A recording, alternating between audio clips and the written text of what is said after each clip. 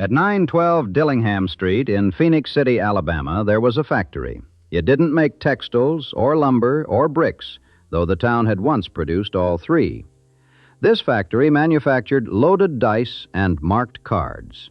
It was called the Phenix City Card Company, and it shipped its products to crooked gambling operations across the United States. Think about that for a moment. A city had an actual manufacturing facility, employees, inventory, a client list, whose sole product was the tools of cheating. The factory had a resident expert, a man named Horace T. Webster, who could shave a die or ink a card so precisely that a dealer could read the marks by feel alone. When the National Guard finally raided the place in the summer of 1954, they found crates of marked decks and weighted dice ready for shipment, alongside a customer ledger that read like a directory of backroom gambling halls from Florida to New York. That factory tells the whole story of Phenix City in miniature. This was not a city where crime happened despite the best efforts of decent people. This was a city that organized crime the way other American cities organized steel production or cotton milling, with infrastructure, management, division of labor, and a tax base built on top of it. And for roughly 2 decades, it worked, until the night it didn't. The Chattahoochee River runs south along the Alabama-Georgia border, wide and slow through a red clay valley, and for nearly 200 years it has served as both a boundary and an invitation. Columbus, Georgia was founded on the East Bank in 1828, a planned city, a cotton trading hub, a place of churches and commerce. Almost immediately, a different kind of settlement began to grow on the West Bank in Creek Indian Territory, where Georgia law could not reach. Traders who preferred operating without regulation crossed the river. Fugitives followed. By 1833, the cluster of shacks and grog shops a quarter-mile below what would become the Dillingham Street Bridge had earned a nickname from travelers passing through on the Federal Road: Sodom. The village was formally organized as Girard that same year, named for a Philadelphia land speculator named Stephen Girard, who had acquired much of the acreage. The land itself had been a creek reserve, the tract of Ben Marshall, a creek chief, sold in June 1832 to a pair of Georgia investors for $35,000. They would eventually turn it over for $100,000, tripling their money before the first courthouse session convened. Girard became the seat of newly formed Russell County, and its first proper house was built by a man named Horace King, a slave, owned by a local contractor named John Godwin. King was one of the finest bridge builders in the antebellum South, later emancipated by a special act of the Alabama legislature, and the fact that the first permanent structure in Phenix City's history was built by an enslaved man whose craft would literally connect the two banks of the Chattahoochee gives the place a complexity that runs deeper than its reputation for vice. The frontier moved west. Girard didn't shed its character. State officials periodically tried to impose order. As soon as the outsiders left, the saloons reopened and the knives came back out. Across the river, Columbus grew into a textile center, its Eagle Manufacturing Company becoming one of the largest mills in the South. When Union General James Wilson led his cavalry through Girard on Easter Sunday, 1865, 7 days after Lee's surrender at Appomattox, in what some historians call the last land battle of the Civil War, his troops captured the 14th Street Bridge and burned the Columbus factories. The mill was rebuilt the following year as the Eagle and Phoenix Mills, named to evoke its rising from the ashes. And when, in 1897, the Alabama legislature formally incorporated the combined communities on the West Bank under a single name, they appear to have borrowed that name, or its misspelling, from the mill across the river. Phenix City, not Phoenix. The city can't fully explain the absent O to this day, though the seal depicts the mythical bird burning in its nest. A town named for resurrection, forever rising from something. For decades after incorporation, Phenix City was rough but recognizable, a river town with brick-making operations, a brewery established by Dutch and German settlers, the largest lithography plant in the South, and the usual constellation of general stores and churches. It sat in the shadow of Columbus, which had the mills and the money, and in the orbit of Opelika to the northwest, which had the railroad connections. Phenix City had the river and the bridges, and not much else in the way of competitive advantage. By 1920, the combined population was just over 10,000, modest and manageable. Then two things happened, in close succession, that changed everything. The first was Fort Benning. In 1918, the United States government established Camp Benning on thousands of acres of land south of Columbus, named for a Confederate general. It was redesignated Fort Benning in 1922. The post grew into the primary infantry training center for the entire United States Army. By the late 1930s, it housed close to 8,000 soldiers, and by the time the Second World War ramped up, that number would swell past 100,000. All those young men, teenagers many of them, away from home for the first time, with cash in their pockets and a weekend pass, needed somewhere to go. Columbus had its limits. Phenix City, a few minutes across the bridge, had none that it cared to enforce. The second thing was the Great Depression. It hit Phenix City the way it hit thousands of small towns across the South. But Phenix City had a thinner margin to begin with. By 1933, the city had accumulated more than $1.1 million in debt and was operating under a federal receiver. It couldn't pay its teachers. The school system resorted to issuing scrip, IOAs printed by the city, redeemable at cooperating businesses in Phenix City and Columbus, because there was literally no cash in the treasury. The city was, in every meaningful sense, broke. What happened next was not a failure of governance. It was a decision. The City Commission voted to allow the sale of 3.2 beer, which the recently passed federal legislation had legalized, and to collect license fees from sellers. That was the foot in the door. Former Governor John Patterson, Albert Patterson's son, described it plainly decades later. They voted to authorize gambling to come in, illegally, of course, and they collected revenue in the form of licenses of illegal gambling operations. This was a conscious decision that the city fathers made. The logic was seductive, and within its own narrow frame, rational. Phenix City had no industrial base to speak of. The textile mills were in Columbus. The military payroll was in Georgia.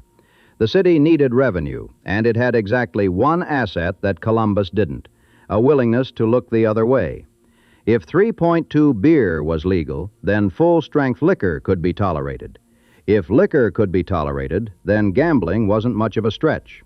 And if gambling brought in money, why not let the other trades, prostitution, narcotics, bootlegging, operate alongside it, each paying its own licensing fee into the municipal treasury? The city wasn't selling its soul, it was balancing its budget. The arrangement worked. The fines and license fees poured in. By 1945, the city was collecting more than $228,000 a year in fines alone, a staggering sum for a town of its size, and every dollar of it generated by activities that were technically illegal under Alabama law. The city used the money to improve its police department, establish its first fire department in 1944, and build its first city hospital, the Homer D. Cobb Memorial Hospital, named for the mayor who presided over the whole arrangement. A 1955 investigation found that 20% of the city's general fund came directly from the licensing and fining of criminal enterprise. 1/5 of the city's operating budget was vice money, and everyone in a position of authority knew it. Mayor Homer Cobb was not himself a racketeer. He was, by most accounts, a practical man who had inherited an impossible situation and found a solution that kept the lights on. Under Cobb's strong hand, the balance held. Politics controlled the rackets, and the rackets paid for the politics. The system was corrupt, but it was managed. Then Cobb died, sometime in the late 1940s, and the balance collapsed. The men who stepped into the vacuum were Hoyt Shepard and Jimmy Matthews. Shepard was a red-faced, jocular millionaire from rural Alabama who had built his fortune on slot machines, lottery operations, and a deep understanding of how to make himself useful to the right people. Matthews, his partner, was dapper and well-spoken. Born in South Shields, England, brought to America as a child when his widowed mother married a U.S. serviceman after the First World War. Together they ran the most sophisticated gambling syndicate between Miami and Chicago. Where Mayor Cobb had kept the criminals on a leash, Shepard and Matthews reversed the polarity. Now the criminals ran politics. They bought elections, installed their people in the sheriff's office and the police department, and made sure the circuit solicitor, the local prosecutor, understood who kept him in office. The genius of their operation was its civic face. Shepard and Matthews sat on the Chamber of Commerce. They held positions on the school board and the hospital board. They funded construction of the city hospital. They donated to local churches. They sponsored Little League baseball teams. They were, on paper, exactly the kind of engaged community leaders that any small American city would celebrate. In exchange, the community agreed not to notice what was happening on Dillingham Street. And what was happening on Dillingham Street was extraordinary. Grocery stores lined both sides of the road without a grocery item on their shelves. The word was simply a legal fiction, a way to hold a business license while operating a gambling parlor or a lottery headquarters. The Bama Club, the crown jewel of the Shepard Matthews operation, occupied a prime position at the foot of the bridge and was the kind of place where high-stakes gamblers from New York, Boston, and Chicago chartered planes to play. Reservations were often required. The house offered a full orchestra, a floor show, free drinks, and free food, because it could afford to. The Bama Club was, by most accounts, the one establishment in town where the games were roughly honest. It didn't need to cheat. Its clientele were wealthy men who came voluntarily, played big, and lost big on the natural odds. The house edge, honestly run, was more than sufficient. Almost every other gambling establishment in town was rigged so thoroughly that the word gambling barely applied. Slot machines were set to pay out roughly 5 cents on every dollar fed into them. Poker and blackjack cards were marked. Dice were loaded or shaved. Lottery drawings were fixed. One contemporary observer noted that Dillingham Street had been called the gamblingest street in the world, but that if gambling means staking money on a genuine chance of return, then nobody in Phenix City had ever actually gambled. The house didn't just have an edge, the house had a certainty. Alongside the gambling halls stood the Bridge Grocery, headquarters for the Metropolitan Lottery, despite the fact that no one had ever bought a head of lettuce there, and an archipelago of establishments with names like the Blue Bonnet Cafe, which offered, according to one sardonic contemporary guide, gambling, prostitution, and tattooing while you wait. The Square Dance Club posted the names, numbers, and semi-nude photographs of its prostitutes on the outside walls. The 401 Club and the Circle Motel served as field headquarters for a woman named Rudine Smith's prostitution operation. And down every side street and alley there were more. Lottery parlors, moonshine distributors, fencing operations, and the Phenix City Card Company, turning out its precision instruments of fraud. The soldiers from Fort Benning were the primary prey. During the war years, when the post swelled to over 100,000 men, some estimates placed the monthly take from Fort Benning at $2 million, siphoned from military paychecks into the pockets of Shepard, Matthews, and their associates.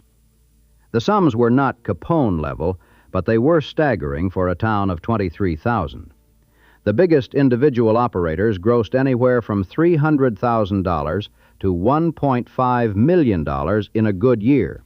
And careful investment of that money, Matthews in particular had a talent for legitimate real estate, compounded the wealth further. Big-time gamblers from distant cities chartered private planes to play at the Bama Club.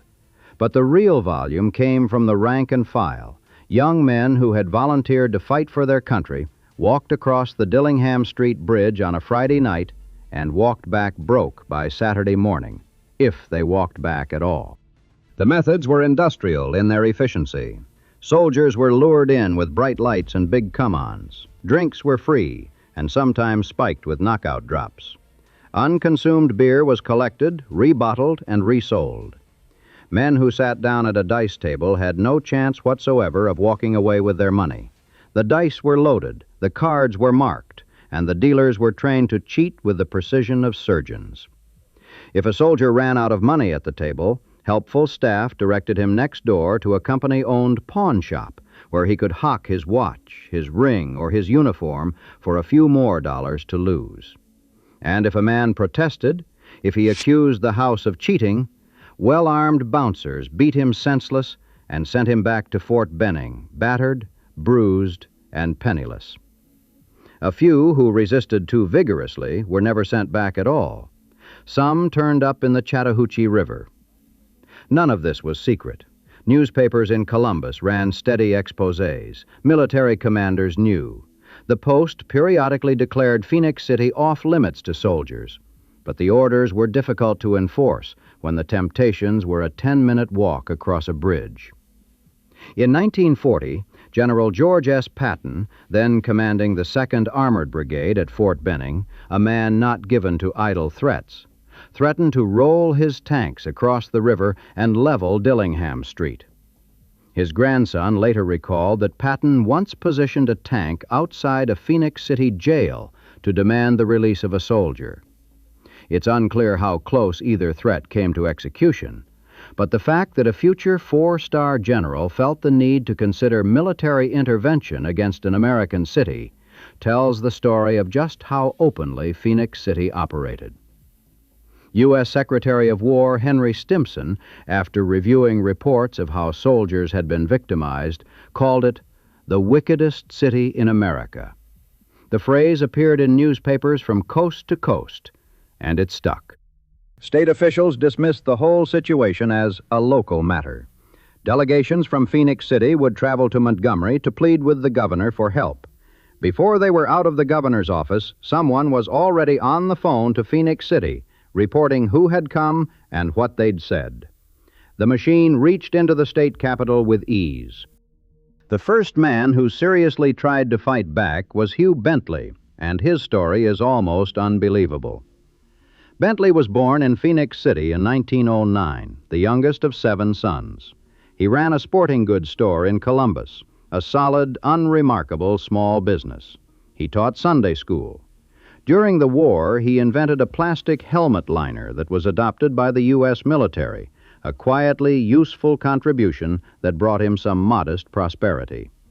He was, in every respect, the kind of citizen that organized crime depends on for its camouflage.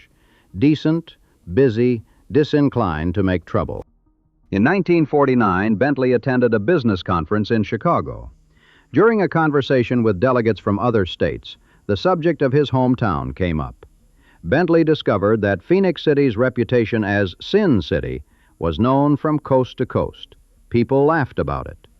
The embarrassment changed something in him. He went home and founded the Christian Laymen's Association, then the Good Government League, then the Citizens Committee, then the Ministerial Alliance. One organization after another, each an attempt to build enough civic pressure to break the machine. None of them worked. The machine was too deeply embedded. On the advice of a local attorney and state senator named Albert Patterson, Bentley created the Russell Betterment Association in 1950. The RBA was different. It monitored polling places for voter fraud. It collected evidence. It named names. And the machine responded the way the machine always responded. On January 9, 1952, while Bentley was away on business, someone dynamited his house. The explosion reduced it to rubble. His wife and children, asleep inside, survived, miraculously by all accounts. But the message was unmistakable. Bentley did not stop. Albert Patterson is the most complicated figure in this story and the most important. Born in 1894 in rural Tallapoosa County, he fought in France with the 36th Infantry Division during the First World War, was seriously wounded near Saint-Étienne, and was awarded the Croix de Guerre with a silver gilt star. He became a school principal, then earned a law degree from the University of Alabama, and in 1933, the same year the city went bankrupt, moved his family to Phenix City to open a law practice. He chose the town because of its booming economy, such as it was, despite its reputation. For years, Patterson operated within the system. When he ran for state senate in 1946, The Phenix City machine backed him, not because he asked, but because that was how it worked. You didn't run for anything in Russell County without the machine's approval, and the machine had decided Patterson was acceptable. He served one term from 1947 to 1951. He represented some of the very men he would later oppose. He defended clients he knew were guilty of things worse than what they were charged with. He was not a crusader by nature. He was a small city lawyer in a town where the biggest clients were criminals, and he did what lawyers in such towns have always done. He took the work that was available and tried not to look too closely at the rest. What turned him is difficult to pin down with certainty. Perhaps it was watching Bentley's house get dynamited. Perhaps it was the accumulation of smaller outrages, the election fraud, the soldiers beaten half to death, the way the machine had infiltrated every civic institution until there was no daylight between government and organized crime. Or perhaps it was something as simple as a man in his late 50s taking stock of what his career had amounted to and finding the answer insufficient.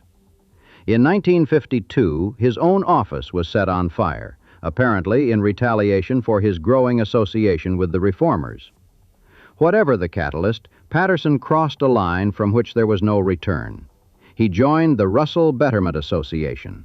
He advised Bentley. And when the RBA concluded that only state-level power could break the Phenix City machine, Patterson agreed to run for Attorney General of Alabama on a single platform: clean up Phenix City. His former clients were stunned by what they saw as a betrayal. In an audacious move, the machine that had corrupted every level of Russell County government painted Patterson as the machine candidate, using his own past associations, the very associations they had fostered against him in campaign literature. They tried to steal the Democratic primary on June 1st, 1954, by the crudest possible means, altering numbers on tally sheets after the polls closed. When the initial count showed Patterson behind, evidence of the tampering emerged, and after a bitter contest, Patterson was declared the Democratic nominee on June 10th. In Alabama, in 1954, tantamount to election. He faced no Republican opposition in November. He would take office in January 1955. He told friends it would take 10 years to root out the corruption fully. He told other friends he might not live that long. 8 days after the primary, on the evening of June 18, 1954, Albert Patterson left his law office in the Coulter Building on Fifth Avenue at about 9 o'clock. The street was mostly quiet. He walked to his car in the parking lot next door. As he reached the driver's side, someone stepped out of the shadows and fired 3 shots at close range. One bullet pierced his throat. Patterson stumbled away from the car, made it back toward the sidewalk, and collapsed. People rushed to him. He was trying to speak, his mouth was moving, but the wound to his throat made it impossible. He was 60 years old. He died on the pavement within minutes. A cab driver named James Radius Taylor, parked nearby, saw a man running away from the scene between buildings. He took a vow of silence.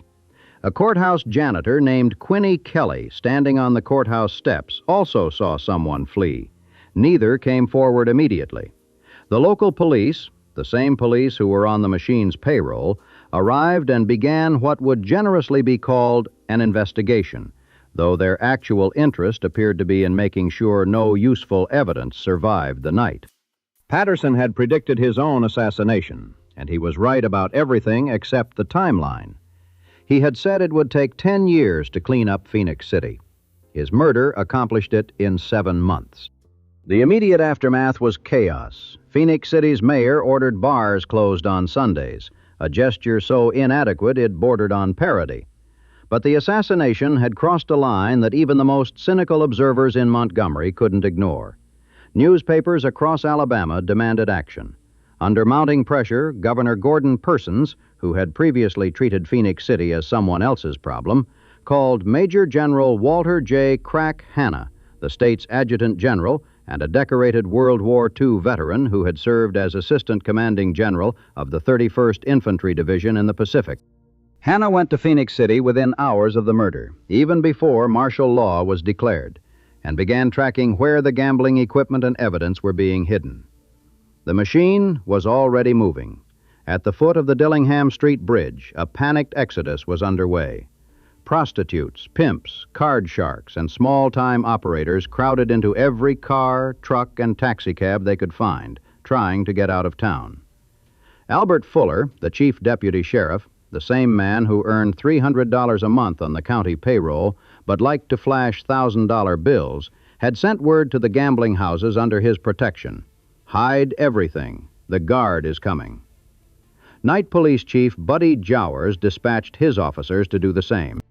On July 22, 1954, Governor Persons declared limited martial rule in Phenix City and Russell County, believed to be the first time in American history such an order had been issued for anything other than a riot or a natural disaster. Battle-equipped National Guard troops surrounded the Russell County Courthouse and Phenix City Hall. The governor's proclamation ordered General Hanna to take over all duties of the sheriff, his deputies, and the city police. And then Persons did something that had no precedent in the nation's history. He ordered the local police disarmed. Every officer in Russell County was stripped of firearms, blackjacks, and any concealed weapon. All pistol permits were canceled. If anything happens to any of those boys in the National Guard, the governor warned, the roof is going to fall in on those responsible. Hanna's troops moved to the Dillingham Street bridge and began breaking down doors. The bridge grocery yielded no groceries, but plenty of lottery equipment.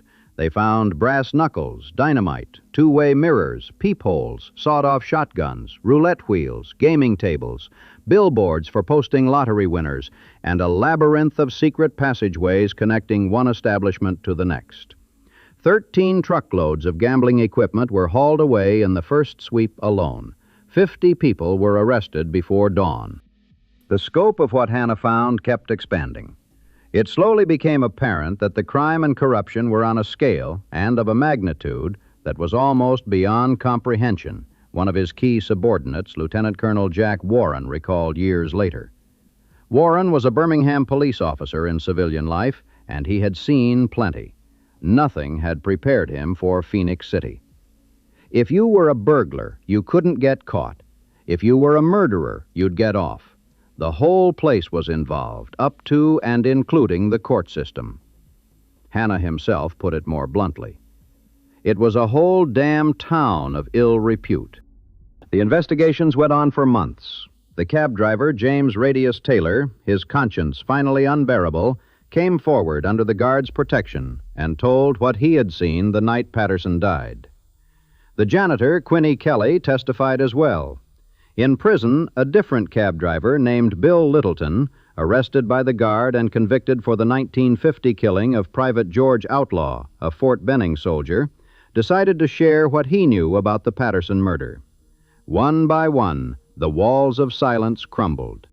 An old law was found on the books, an 1873 statute originally designed to prevent gypsy bands and riverboat gamblers from plying their trade, that made it a misdemeanor to rent or lease property for the purpose of gambling. It was quaint, almost absurd, and it was exactly enough. Hoyt Shepard, who had retired from gambling in 1951 when the federal government began requiring a gambling tax stamp and considered himself untouchable, was arrested on 4 counts. His partner, Jimmy Matthews, the dapper Englishman from South Shields, went down with him. Both received 90 days of hard labor with an Alabama convict gang. Shepard tried to act unconcerned, chatting with reporters in the courthouse corridor. But the game was over, and he knew it. A special grand jury, presided over by Judge Walter B. Jones, appointed by the governor after the local judge was relieved of duty, heard testimony for weeks.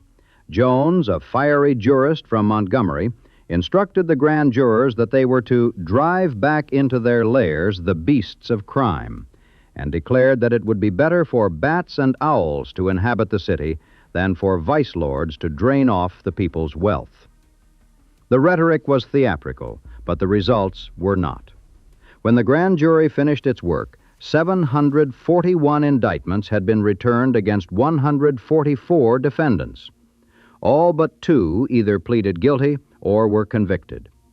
The governor himself warned that the days of Sin City were over, and for once, the warning meant exactly what it said.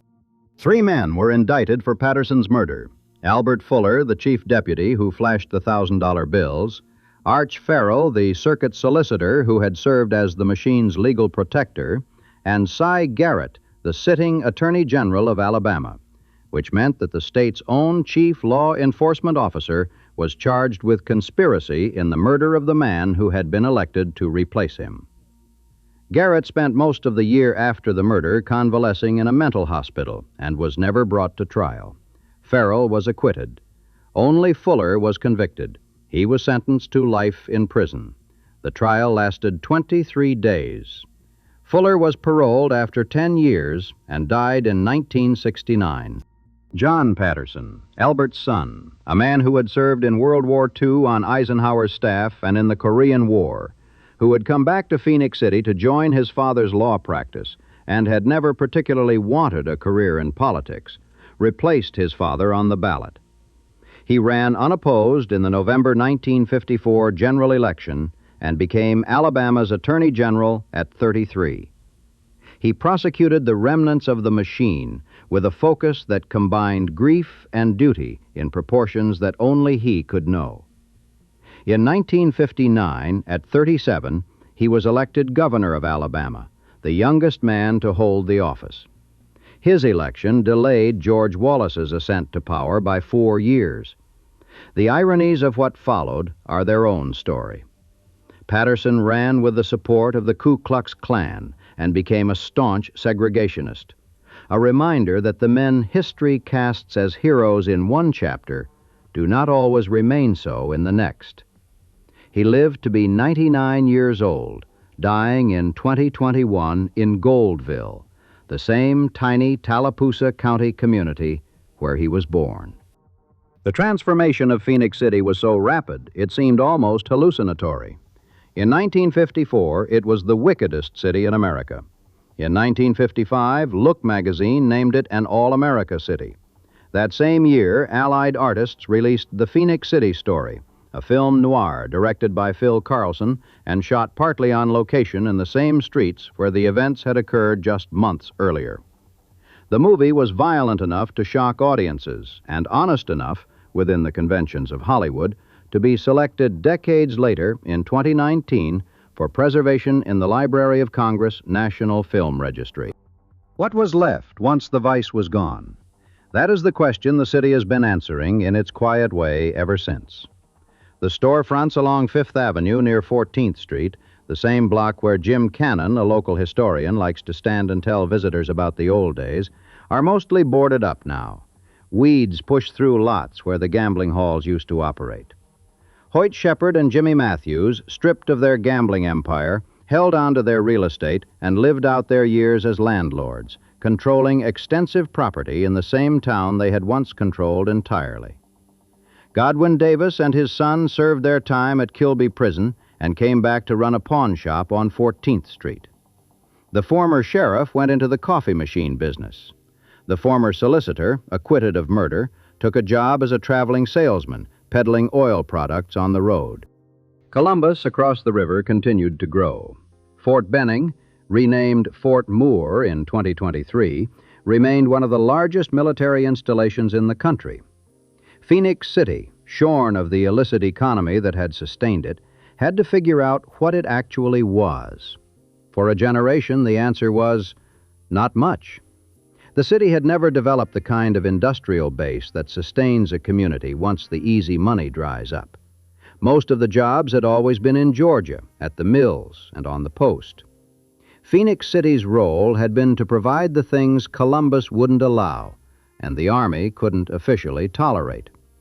Strip away the vice, and what remained was a bedroom community, residential streets, churches, schools, and a downtown commercial corridor that was losing tenants year by year as the gambling halls went dark and nothing replaced them.